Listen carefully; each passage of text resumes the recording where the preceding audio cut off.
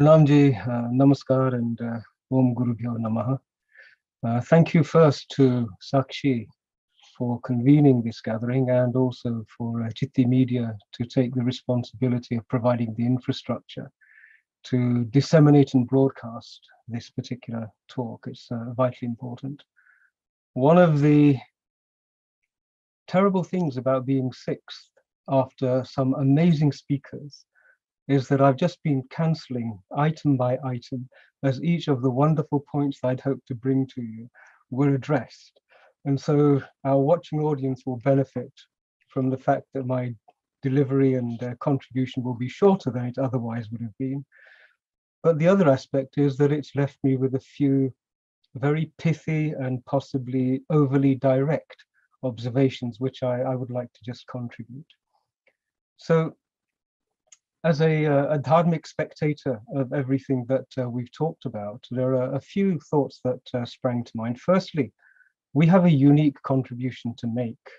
In our Rigved, there is an invocation, Asato Ma Sat Gamaya, and it's probably the world's first warning to be wary of fakery in all spheres.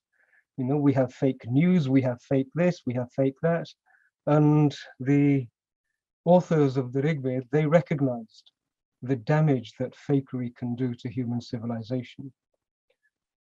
And the solution they recommended was that we try and see beyond Nam Rup, the name and form of things, to the Tattva. What is it that's the essence of what is being considered? And so one of the speakers earlier submitted that we have centuries of democracy to be able to look back on. And my first thought was, is that really true? Is that Satya to be able to say we have centuries of democracy? You know, there is a famous saying that the commonly proliferated account of history is merely a dominant culture's justification of its own actions. And the idea of democracy, it strikes me, is very easy to sell. And it gives one a mandate, an enviable mandate, occasionally not earned. But the substance of democracy is very, very difficult to deliver. And so I thought I'd first scrutinize the degree to which many apparent democracies have actually manifested the tattva of what it is to be a democracy. And that tattva is very easily apparent in times of great difficulty. You know, when the pressures, when the values that define what democracy is are subjected to stress testing and difficulty, that's when we really see whether a democracy is fake or whether it's real. You know, we have, in a Dharmic point of view, we have the understanding that a human being by nature is a good creation. We are good beings. We are not prone to violent, terrible things. We are born as manifestations of divinity. So we are inherently good. And that's really what's at the heart of the Latin expression, vox populi, vox deus, the voice of the people, is divinity expressing itself. You know, these are foundational observations upon which a democracy rests. You know, a monarchy denies this principle. A theocracy denies this principle.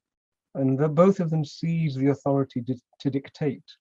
And that authority is appropriated in the hands of a few. So whenever power and authority is appropriated in the hands of a few, that's always a red flag, isn't it?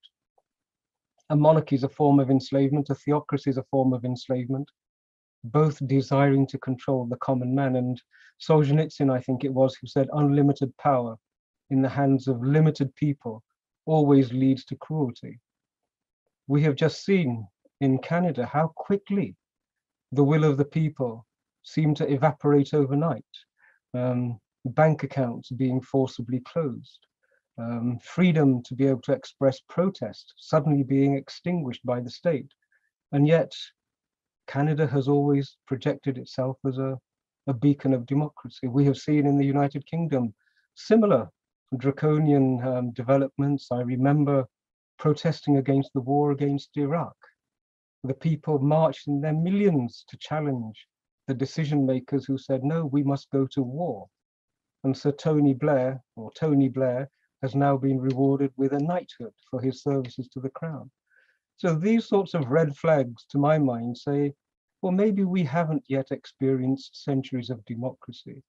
Maybe we have experienced performative democracies as opposed to substantive democracies.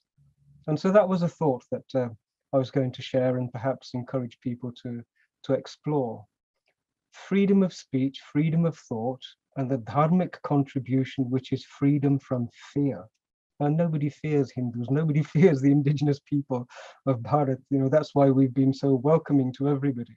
But that gift, freedom of fear, freedom of thought, and freedom of speech, they are contributions that we as representatives of the First Nations have yet to contribute in a manner that it was acceptable to the Eurocentric world. In Bharat, this notion that each of us is divine is an incredibly trusting notion, isn't it? It's a notion which says, don't confine people, don't corral people, don't shepherd people, don't direct forcibly the activities that human beings are going to engage in. Allow humanity to evolve in the manner in which we're programmed to do, and that's sufficient. And when I look at the current dispensation in Bharat, I'm sent messages saying, this is terrible, this isn't being done, that's not being done, the government should do this, the government should do that. And I always feel that from one point of view, what the government is doing is holding the space so that the people of Bharat can become more democratically engaged, so that they can contribute their will in how they wish their communities and their society to function. And we're seeing the fruits of that holding of empty space beginning to manifest. The manner in which people across the globe are seizing the gifts of technology to be able to assert their desires, to contribute their voice, is extraordinary. And Chitti Media, I recall its birth in Bharat with the support of the government of India. It's an event we held many years ago. It was a group of volunteers wanting to be able to have their voice heard. They seized technology, and now they've become a significant influencer. So from that point of view, the increasing engagement of the people in democratic policy making, I don't think it's ever been as great as it is now. And it's being facilitated with a great deal of support and encouragement. That's a wonderful development. But equally, I can see that an increasingly engaged democratic population would be perceived as a threat to fake democracies.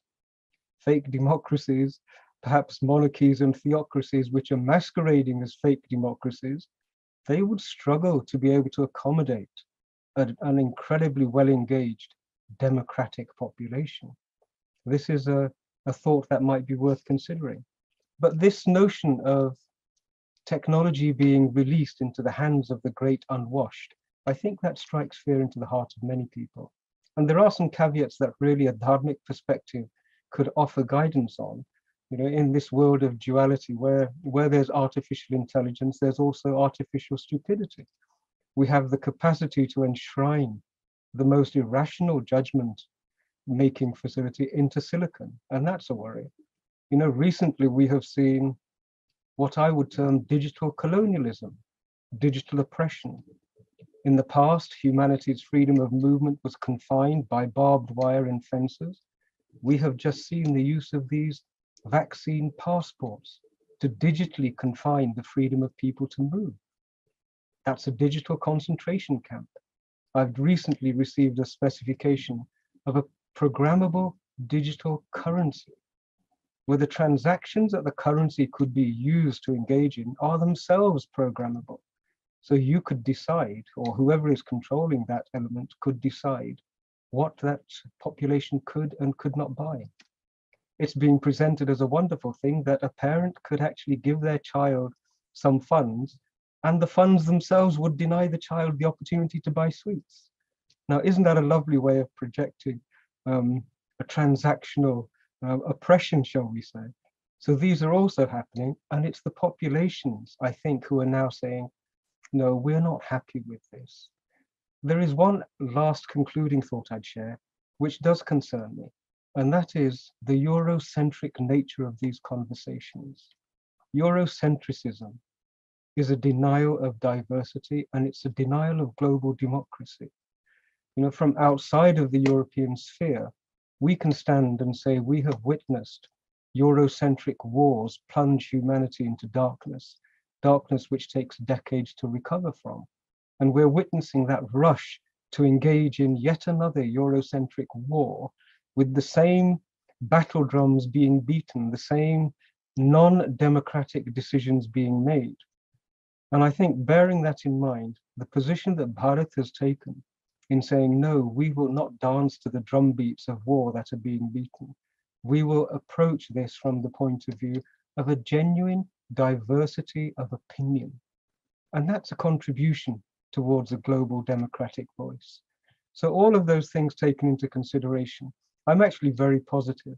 I think there is a responsibility on the Eurocentric power structures to acknowledge that they must embrace a global diversity of opinion, of motivation, of principles, before they can then receive the mantle of saying, yes, we are the champions and the protectors of the principles of democracy. Bharat has a great contribution to make in this. And from my point of view, the future is very bright, and I'll be cheeky enough to say the future is orange. So thank you very much to everybody. And Jai Shri Ram, I look forward to future engagement.